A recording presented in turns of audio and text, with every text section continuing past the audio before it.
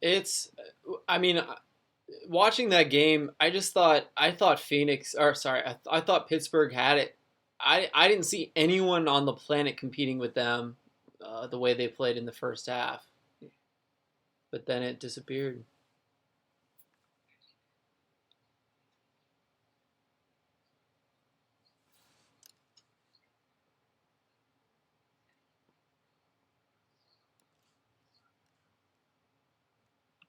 It is true, and it's not like I feel like Pittsburgh controlled that game, but Louisville in the first half they looked lost. Like they just weren't ready for the pace, the speed of the game that ended up happening in the first half.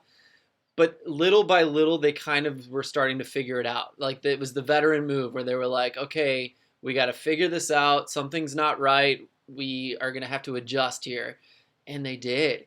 And and then once they did, they were dangerous at times. They still weren't dominating the game, but it didn't matter. They were going to get their chances one way or another.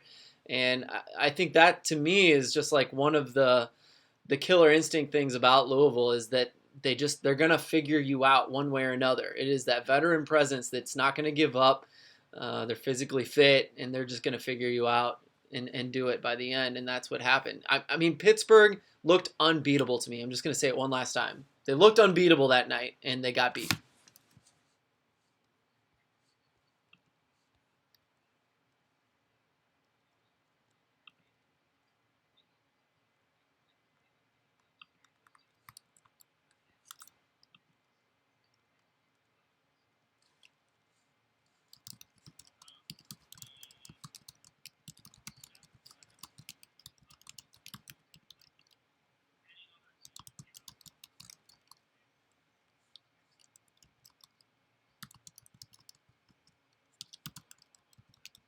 Right.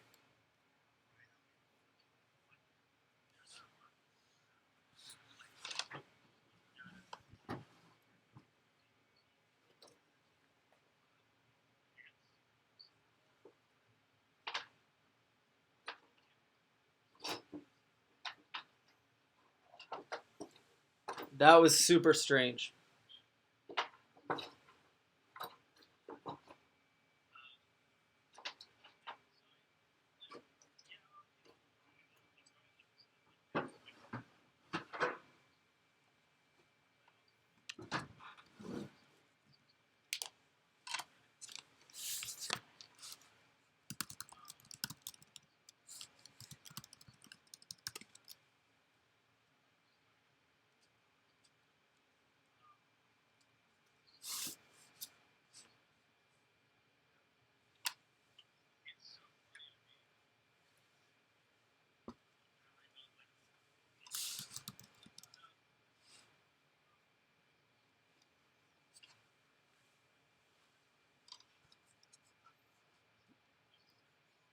Hmm.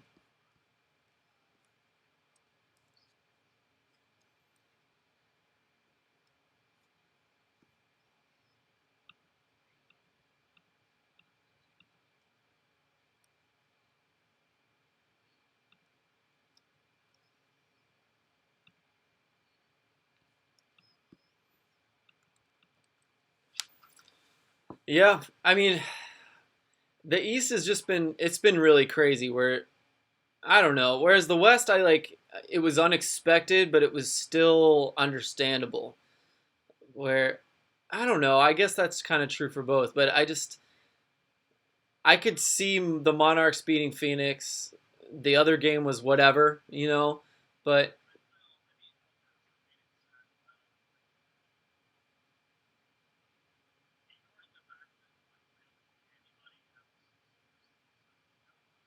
right.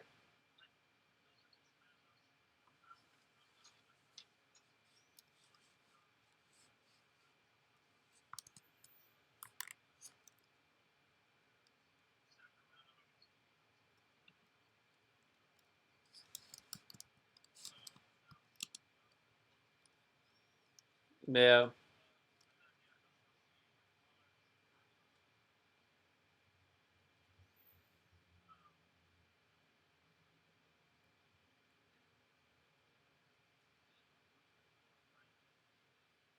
Yeah.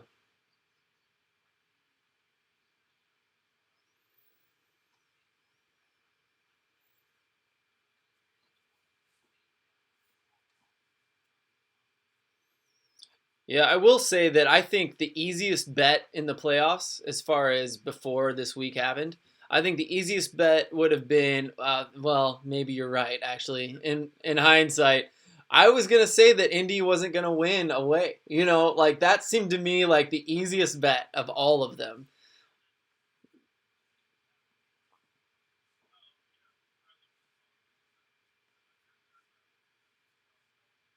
Yeah.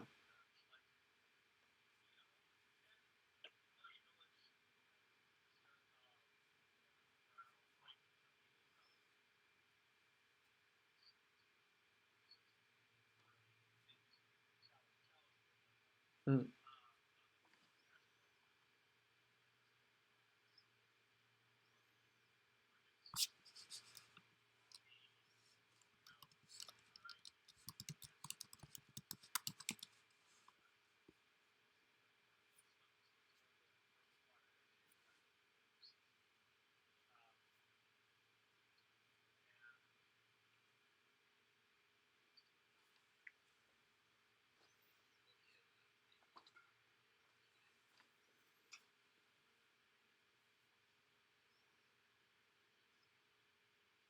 Yeah. It just doesn't make sense. But what does kind of make sense is, Pasher pulling that kind of a finish. For goodness sake. Like if there's a way for Indy to win on the road, like that goal and then defending out is how it happens. He's insane. One thing I will say that drives me nuts is like just box him out. He's gonna cut in on his left foot. Like, what are you doing, defenders in USL? I feel like everyone should know this by now, but it still works. And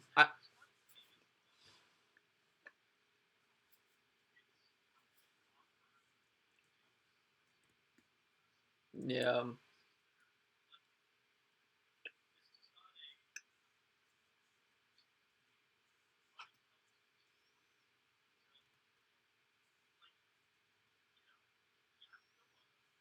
yeah.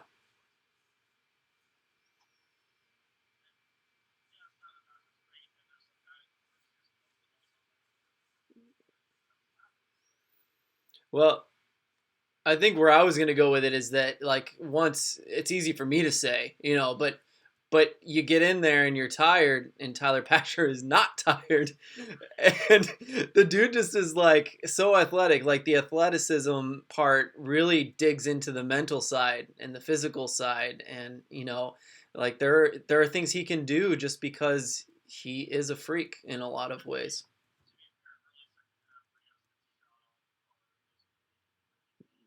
Yep, yep.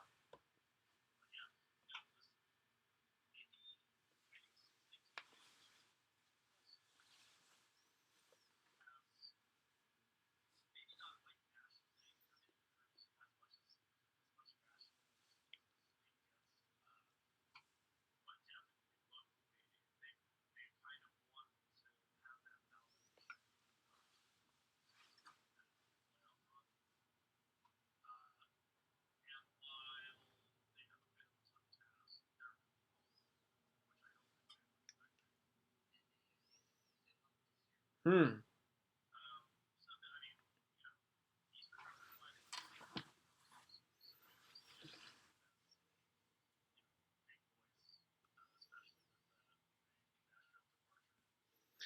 Yeah.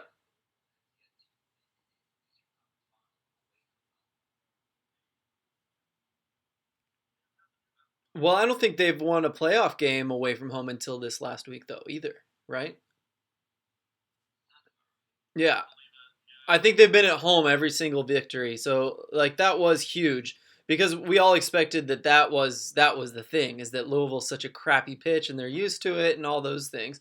But I think we're seeing now, and I think Mike Watts even said this the other day that it's not necessarily that. It might just be that Louisville's kind of got what it takes in the playoffs.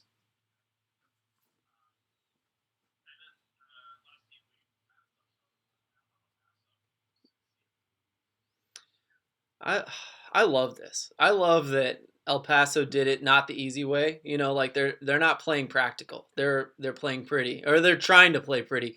The funny thing is they kind of won practical this last game, so I guess I shouldn't praise them too much. But well, yeah, they kind of piled on once they got ahead, and Sacramento realized they weren't going to be able to score. But they scored their first goal on a free kick.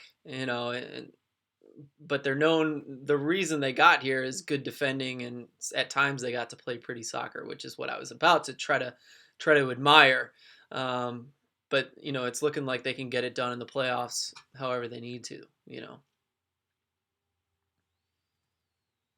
But I love El Paso. I love the way they play. I think it's really cool what they're doing.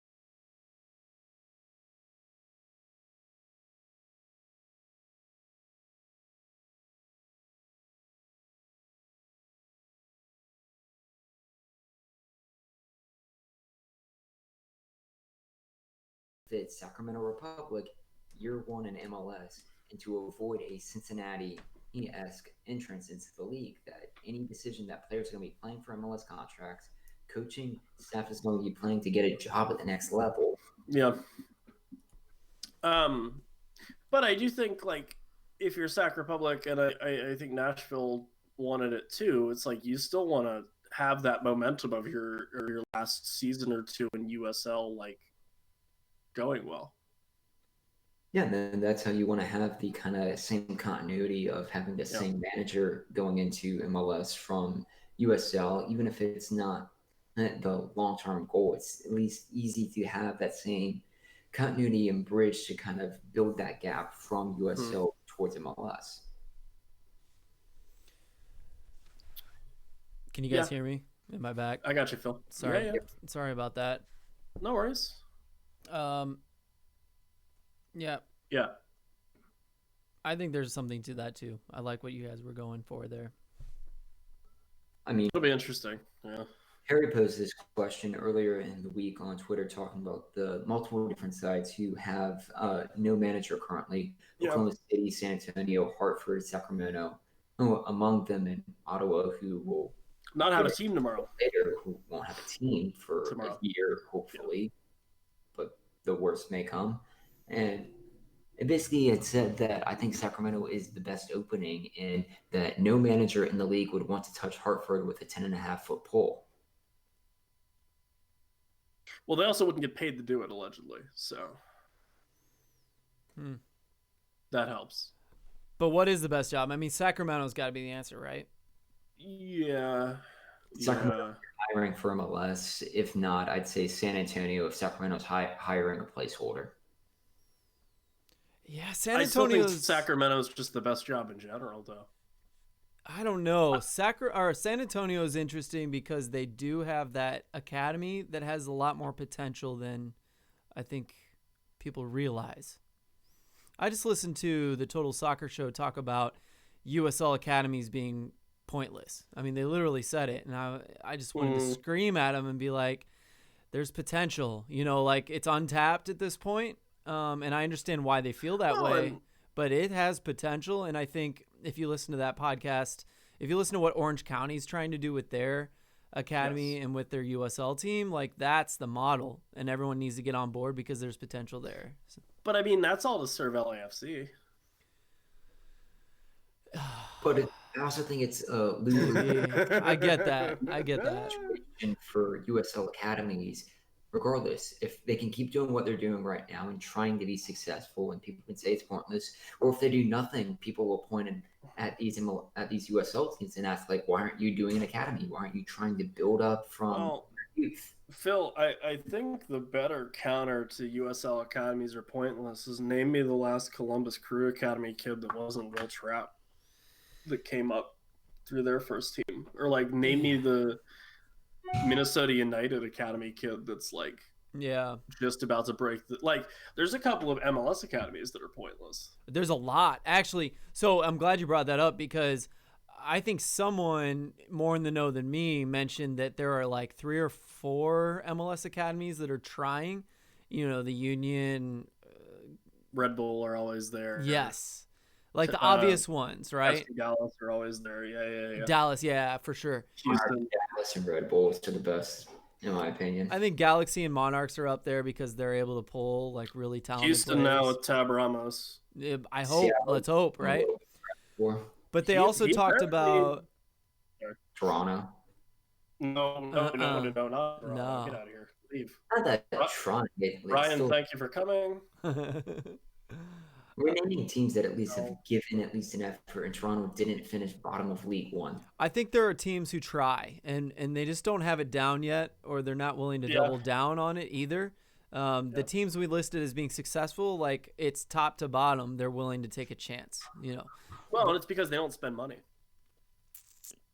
by and large. But on their first team. Yeah, I agree with that too. Or the amount of money that other teams are spending, I guess. I don't know. But I think part of that Red Bull's a weird one because New York Red Bull are basically just a feeder system for Salzburg and Leipzig. So anyway, it's like tippy top. Still at least defending Toronto because they have players who have moved up from their 2 side. But your catchment area is like 3 provinces long. It's huge. Yeah. Leon Franzer, Jonathan Osorio, Jordan Hamilton have all been players who've moved up through there. Obviously, Jordan Hamilton is no longer with the side, but they've still produced players at some point over their system. Real Salt Lake has like 9 states worth of territory. Like, you're bound to get a couple when you have that much room to work with. MLS Homegrown rights at work. Well, the territories are disappearing anyway, so actually it might get a little more interesting there. But yeah. Hey, speaking of territories, El Paso made their home field a pretty good one. They beat Sacramento Republic, but we'll move on. There's a fair bit of news, and then I want to get to some questions. I need to reprimand our good friend Jason Weintraub for being terrible. So that being said, news coming out of the nation's capital, Ottawa, Ontario, Canada. CBC broke it at like 5:30 this afternoon Eastern time. The Ottawa Fury are apparently folding in 2020.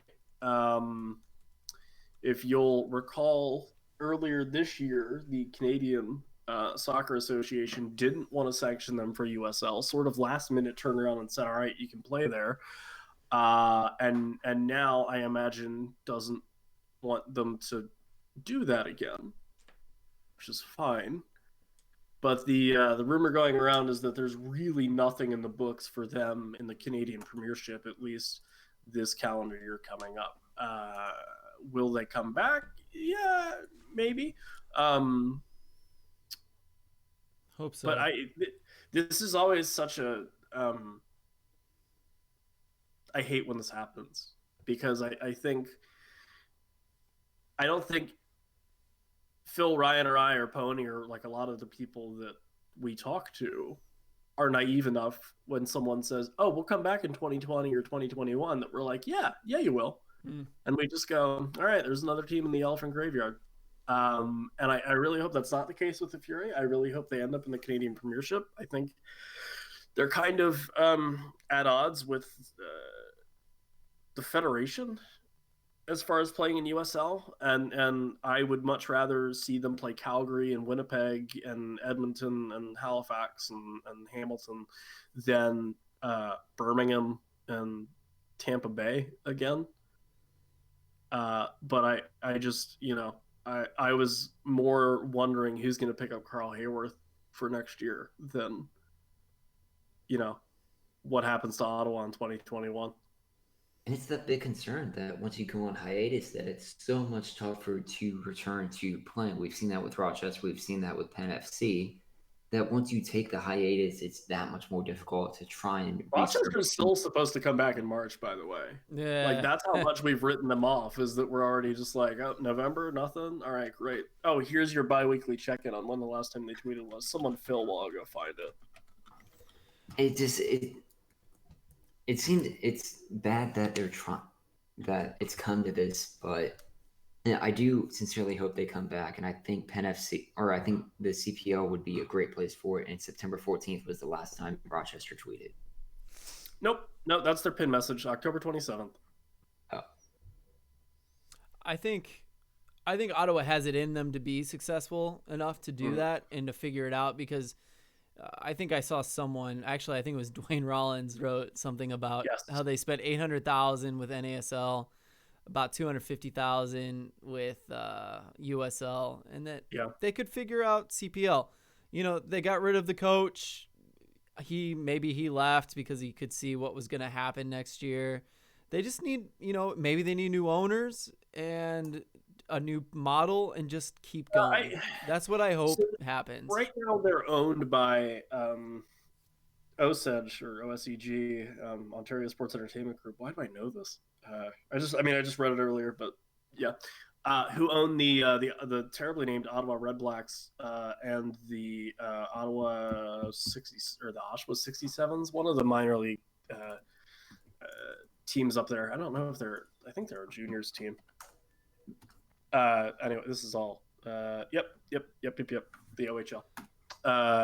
The minor. The U21 Canadian Hockey League. I think I think they're the redheaded. Well, the third redheaded team, stepchild of OSCG. That was a joke because all the teams are red and black. But I was scared you were gonna say redheaded black child or something.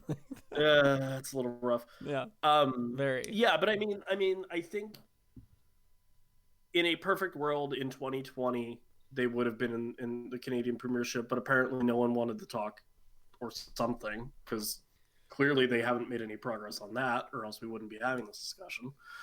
But go for it. I just want to say that I think, didn't CONCACAF put the hammer down saying you have to play in CPL next year or else you're done, right? Isn't that the last thing we heard? No, I think it was the Canadian Federation was like, we're not going to let you play in USL. Yeah. And then I think CONCACAF was like, you kind of have to let them play there. Well, I don't think so. I think they said this is the last time we're going to let it happen. The Federation was like really adamant that they weren't going to play in USL. And so at least for 2019, it was like, no, like they're going to play. Yeah. Where they're I'm almost certain it was with the understanding that next year that's not happening. That's what I feel like I read. I'm pretty confident. Yeah. Okay. But now they're not going to play next year. And so, that's probably not good. but maybe they can get it started again in CPL. That's why I'm saying that CPL is a great option for them because it's better than. Well, and I mean, like literally geographically and logistically, it makes sense. They would have a team in, another team in Ontario. I forget the York Nine or a thing. And they would soon get another one up in Quebec, as Quebec FC. Laval would potentially be joining. I guess their only concern would be making the kind of treks out to Pacific, Edmonton, and Calgary. Yeah, but I mean, still playing in Canada though. Calgary and Edmonton both played in Halifax last year, right? Yeah, they did. That was all part of just. So I mean, like, apparently the CPL has made. Welcome to everything but the USL show this week, but CPL has made it work with these teams coming from Western Canada all the way out to the Atlantic. So I would be a little more I'd be a little more at ease about the travel schedule, just because teams on lesser budgets probably have done it. Yeah. But yeah, listen. The thing that's really going to be difficult for the Fury ownership, whoever it might be, is if they do in fact go away for a year, starting tomorrow. That really, really hardcore fan base, kind of like the Rhinos had, isn't necessarily going to stick around. I don't think, or it's going to take a lot to build them back up. Yeah, because it was all right. NASL's done. We're going to jump ship. Okay, we might not be playing in 2019 because the federation's being funny. Oh, okay, we're playing in the USL again, and now it's like, oh, we're just going to fold. Yeah, like they haven't been able to find like solid footing. There's that worry for sure. But I will argue, that Indy last year, we thought they were done, and they got a new owner, and look at what they rebuilt. Yeah. I don't know. I just feel like at least soccer in the U.S. is less of a really hard pitch than, hey, we're joining this year-old, if that, league in Canada, where, like, yeah, we'll be the cornerstone team. Like, I would feel like Ottawa and the Eddies would probably just kind of pick up where they left off, and that would be great. But, like, is there money in it? No. Like do we know a whole lot about it? Yeah. It's on a weird, like, third-party streaming service that not too many people have heard of, and whatever. I mean, those are a dime a dozen now, but it'll be interesting. I hope for their sake that the Fury, stay around in some capacity, but all intents and purposes, it looks like that is not in fact happening. You also don't get rid of a head coach like Popovich like that if you're playing next year. I think we should tie this in. Ryan was kind of suggesting this. Nipun Chopra just put out a tweet, and it's a USL tracker. It very much applies to this. He said USL tracker, and he gives 7 points. 1, 3 teams going under. Number 2, at least 2 teams with new ownership.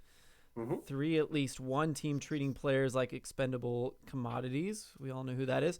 Number 4, 2 out of 3 teams poised to join MLS. 5, a lot fewer expansion teams than the last 2 years. I noticed that today, actually. 6, Landmark, Chicago, Walnut Creek did not work out. Neither one of them. And then number 7, owners continue to lose money each year. Meanwhile, USLHQ, like, quote, you know what? Let's crank up that expansion fee to 10 million, fam. Unquote. That's a Nipun style quote tweet there for if I ever see one. I'm going to push back on a couple of these because part of me being part of my role apparently is to push back on the Nipun tweets. He's limited social interaction with him, but it's not animosity or anything. We disagree a fair bit. I think the USL has gotten a lot better at shutting up about expansion candidates. And that could be because they don't want to, tip their hand, or because they don't want to, I don't know, have a lot of pressure on things. But, like, we didn't get an email this year from someone being like, I own a team, so that's cool. Hi, Peter. So I think USL has been a little bit better at keeping their cards close to the vest. I don't see why new teams getting new ownership is bad when you look at the quality of that ownership. Yes. Yeah, if you look at Tulsa, those owners have a pretty decent net worth, and if you look down in Charleston, without the ownership, the team's If you look down at Charleston, that dude actually gives a shit. That's the big one for me. Is not like if they don't get a new ownership. the new people that bought in to actually like get it. Yeah. And Tampa. more than your net worth, like that's what matters to me. Is that you're not gonna go, oh, I'm not making money after the first year. Well, fuck this. Like, you can't do that. And I think, you know, gone are the days where we have a bunch of like real estate owners that buy huge pieces of land and just want to flip it like we did in Charleston. As much as it sucks that they won't be playing at that park anymore. And then the other one is like, I don't know. The expansion fee is always going to go up. You've seen it with MLS. Which is, well, it's just the market. Like, the better USL does, the more money they get from TV deals, the more money it's going to cost people that want to play. Because if you don't do that, then you're going to end up with a NISA thing going on where you have a team in Philly that just folded and another one in New Jersey that wants to come in.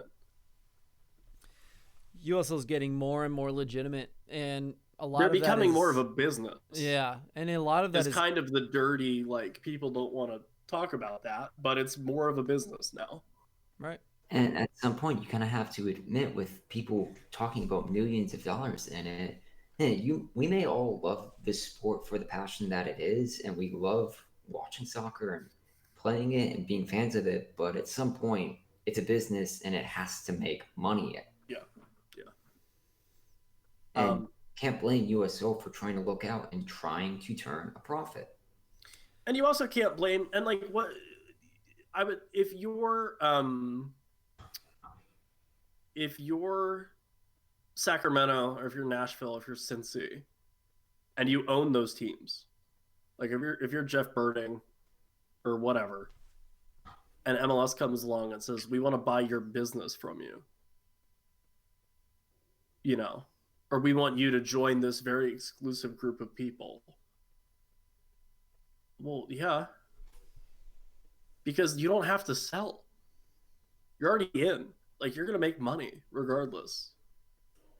Like, you know, if you look at any of the owners that bought in like 2008, 2010, it was like $30 million. Now it's what, 300? Forbes actually just pushed out their MLS valuations of clubs, and Atlanta United was the most valuable team in the league, and that was what they were projecting at being worth $500 million, which is NHL NBA franchise money. I don't think it's like, oh, you know, shame on these teams or whatever for not being loyal to the USL. It's like someone's offering to increase your net value by, you know, 400% or whatever. Like, yeah, that's where the business part comes in, and it kind of sucks, but you know, it is what it is. And I think a lot of the other stuff, and I'll give credit to him as much as he kind of frustrates us at times, like Ryan Madden and Mark Height and those guys run a decently tight ship, at least as far as here's things you can put out in the world.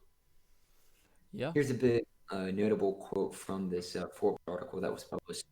Cincinnati and Nashville agreed to pay $150 million to join up with planned teams in St. Louis and Sacramento coming in at $200 million. The next round for MLS team number 30 is expected to sell for more than $300 million.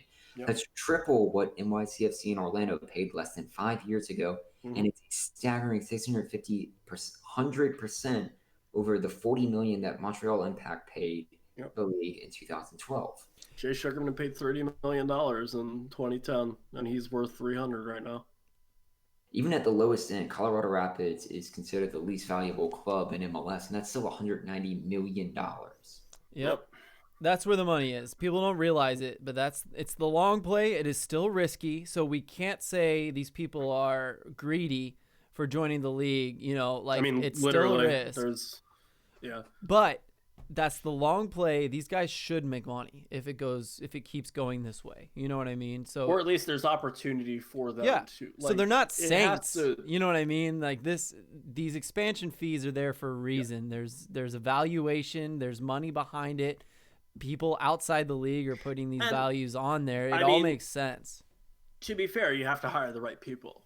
You know, You do. like Phoenix Rising is nothing without A, their roster, B, their coach, and then C, a lot of the front office folks. It's not just Sam, but that definitely helped. Like Ford Madison is nothing without Peter Wilt, who, by the way, new advisor to USL. So Yeah. That'll help. Same for Cincinnati. That MLS would not have looked at Cincinnati if they did not have the same success at USL. Right. Yeah. Oh, you're filling 30,000 people in an arena and you're a second tier soccer team and you're using a lot of guys that we thought washed up, so we let them go. All right. Oh, hey, Nashville, you're drawing 4,000. Oh, wait. Oh, That's another topic. well. No, I don't really. I just Should want we to get the say question? about the expansion Yeah. fees for USL that, you know, Yeah. like you guys said, they're trying to be a business and they are trying to and build. if they can give us like $100,000 of that business money, I think we're really onto something. Right. Well, but then so my point is no. we would hopefully spend that on infrastructure so that we can have a more stable business before we start We would collecting. spend that on building a studio in their office or next to their office or across the street from their office. and But I just think you stare get at my them the whole point is time. that they're Yeah, trying no, to I make do. money, and infrastructure and expansion fees are all just part of that. You know what I mean? Mhm. And Houseboat in Tampa. there we go. Right I love next to it. the stadium. Oh man, Right next to Al Lang. Let's do it. We'd get everybody drunk. It'd be great. Go fishing, drink Mhm. beers. Yep. Question time. Question time. Guys, my question is, why did Twitter let Jason back on it? No answer. Good. Because there isn't one. There shouldn't Apparently be he's one. back. There was a video with lots of takeout. Oh, I didn't even food. need to see the video. I mean, I saw the video. But he has, as we are wont to do, because we're both from the Philadelphia area, we have opinions on cheesesteaks. Also, I have a bone to pick with friend of the show, Alan Underwood, who is no longer allowed to exist. After tweeting, I didn't know there was a good cheesesteak place in me 3 hours ago. Oh yeah, I saw that. Please get to their questions, starting with Alan's questions. Which expansion team will have the best second year, and which one is set for a drop-off? I like that. I would argue best expansion team to have a good second year is highly dependent on what El Paso can do in these next potential 1 and 2 games. If they go out and win USL Cup, who would have wanted to play for El Paso? Well, and there's also not much room for improvement. True. Yeah. Yeah, that's true. I thought that's what you were going for, but yeah, no. And I really think if we're just looking at like who's set up for, I'll make it who's set up for success better going into 2020, just because who knows, El Paso could win the damn thing. It depends on who they lock down. Like I think Phoenix today just announced they were bringing back like 9 guys. Yep. Like Kevon Lambert's back.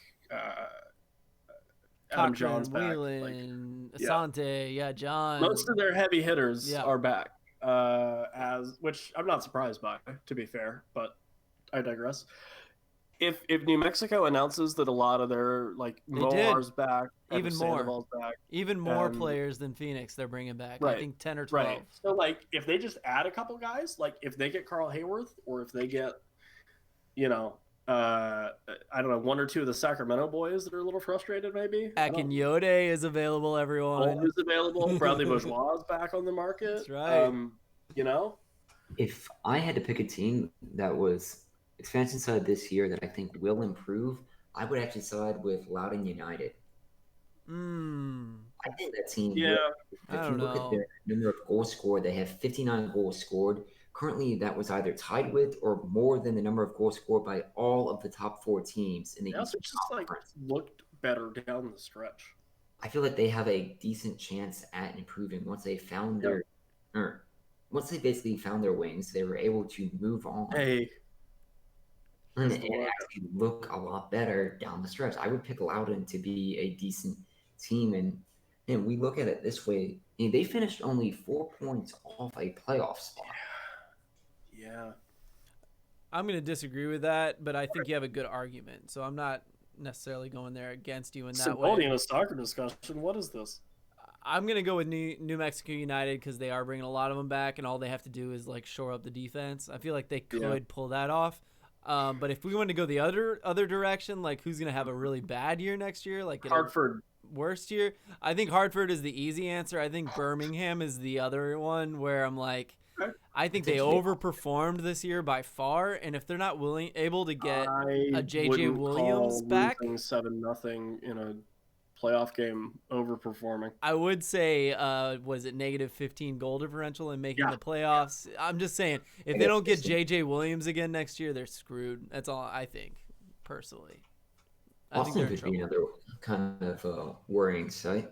Maybe. I don't know. I think they stay where they're at. I do too. Bottom of the playoffs, I think they could repeat it's that. It's just more of a sign of teams around them get better, because if we're talking about New Mexico bringing back teams and improving them, New Mexico was 2 spots on the table behind Austin. That's true. Yeah. It is true. One has to fall, I guess. One or the other. Yeah. Or someone else. And then what was the other? There was another question. Jason's question was good. Do you have it right there? I like Jason's questions. I hated everything after the question. At Home Sweet Soccer, Jason Whitetraub, one of our League One Fund friends, air quotes, fellow Philadelphia suburbanite. What would be more impressive, El Paso winning the Cup their first year and on the road, or Louisville City putting 3 stars above their crest in 3 times of asking? It's Louisville. It is unequivocally Louisville. I know, I get it. I saw the rebuttals, which y'all made a mistake. You didn't say it for the pod. All right, that was your first mistake. I get it. They have chemistry. Blah blah blah blah blah. 3 times in a row, especially at this level. If you look at it from Louisville and D2, it has to be Louisville to win it 3 years in a row and have the same consistency to have made at least the Eastern Conference Finals every year of their existence. Believe me, it's impressive for El Paso to win Cup in year 1, but Sacramento did that in 2014. And while in the history of USL, no team won USL Cup on the road, I do think it's more impressive for Louisville to win USL Cup 3 years in a row. That's 2014 was a different league. It was still impressive enough to win. It's still impressive, but it's Fire did it in 1998 MLS. I mean, Atlanta did it year 2 MLS. So much more of a different league, and Atlanta had so much more money than everybody else. Like, I don't know. I get weird about in 1996 the Columbus Crew, or whatever. Sorry, Ryan. That was literally directed entirely at you unintentionally. Holy shit. Oh, I don't know, maybe because Philadelphia hasn't experienced much success in their whatever. Well, you asked for that. I think you asked. Yeah, at least we haven't relocated yet. We're gotten close. Now they're my gosh. So, I'm gonna have to. I might have to step in between. Stadium downtown. That one never fazed me, nor will it. I'm kidding, of course. Yeah, it's fine. I'm gonna throw myself off the Sorry, I'm gonna throw myself off the Commodore Barry Bridge, which is never mind. What was I gonna say? I think it'll be hard for El Paso to repeat, though. Right, that's kind of what we were talking about, right? Listen, speaking of Philadelphia Union related things, if John Hackworth wins 3 USL titles in a row, he becomes the best USL coach to ever do it. Oh yeah, he won the last one, didn't he? Mm-hmm. O'Connor won the first one though, right? O'Connor did win the first. Hackle have won. I'm gonna 2 in a row with a squad that he basically inherited. By the way, I was gonna say, are we just gonna give that honor to Lancaster and Ownby and Craig? I'm trying to think of any other repeats that have been. If Brian Ownby scores a goal in the final, he immediately becomes like some sort of weird Michael Jordan of USL. Del Piccolo, McCabe. There's one more. Who's the winger? Starts with a J. Jimenez. Yeah, Jimenez. There we go. They I had think I Mark got 'em all Anthony now. Kaye the first year. Yeah. I think what's more impressive is not only is Louisville just winning titles because they're too lazy to drive a trophy down to Florida. The amount of players that they're putting out is insane. You know, they're doing a good job. They're figuring things out. Not for their own personal benefit, for the most part. I mean, if they had Mark Anthony Kaye, they'd be like just absolutely wiping the floor with everybody. It makes you wonder. Makes you does. wonder what the It's actually truth what the really truth upsetting. is, you know? And then they can twist the knife a little bit harder in Nashville on Nashville's way out. Well, and that's kind of the thing I was going to point to is that like what is the truth about USL players who play in MLS? Is it what happened with Cincy, you know? Akinyode isn't going to make it up to MLS, which a lot of people thought he would. So It'll be really interesting. I don't know if you saw the tweet. I think it was it Ben Wright or was it Speedway Soccer Pod? There was one of our Nashville friends. I forget who it was because I just saw it in passing. The actual roster or the contracts for a lot of those guys don't end until the 30th of November. And the club has left it up to them, like the players, if they want to announce if they're moving on or not until the 30th. that's interesting. Because I feel like if you're moving on, you're kind of having some closed door free agent negotiation type things right now. Yeah, well, I've noticed a lot of you wanna- players have announced it before the team even. Yeah. Bourgeois announced it pretty quick. Like, I mean, it seems like the front office is really just leaving it up to the players, which is I commend. I think that's really smart. But if you're a player, I think it's in your best interest to try to find your new home before you announce that you're not quite welcome in your old one. For sure. And I would Because- also say that mostly the best players get swallowed up real quick by the Also, I'm teams. available to be anyone's agent if they're interested. Have you considered it? It'd be interesting. It'd be an interesting job. You know, I might have a talk with somebody tomorrow about that. There are a lot of players that I feel like I could sell them better than their agents do. You know, We're biased. we're very biased, yes, We're very biased. There's a lot of personal bias. but that's what makes us so good.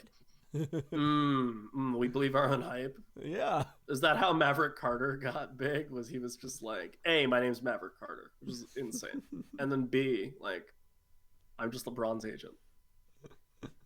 You know? maybe he was Anyway. just a big fan. May- Like he was like, this guy's the yeah, best. for sure. Guys, we didn't do predictions, so we'll do that and then we'll leave. Ryan, I'm putting you on the spot. Go. I'll say Real Monarchs take the Western Conference and Indy gets it done in the East. Oh wow,